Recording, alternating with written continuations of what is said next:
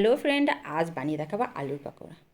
আলুগুলোকে সেদ্ধ করে ছিলে ভালো করে মাখিয়ে নিলাম। তো কাঁচা লঙ্কা দিয়ে ভালো করে মাখিয়ে নিলাম যাতে কাঁচা লঙ্কাগুলো আলুর সাথে মিক্স হয়ে যায়। এখন একটু রসুন কেউ না খেলে রসুন না দিতেও পারে। কস্তুরি মেথি, হলুদ গুঁড়ো, লঙ্কা গুঁড়ো, জিরে গুঁড়ো, ধনে গুঁড়ো, চাট মশলা, স্বাদ অনুসার নুন দিয়ে ভালো করে মিক্স করে এখানে বেসন দিয়ে দিলাম।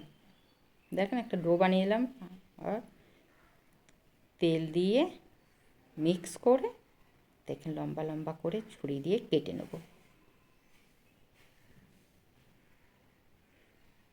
কাটার পর একটা স্পুন দিয়ে উপরে এরকম ডিজাইন বানিয়ে নেব।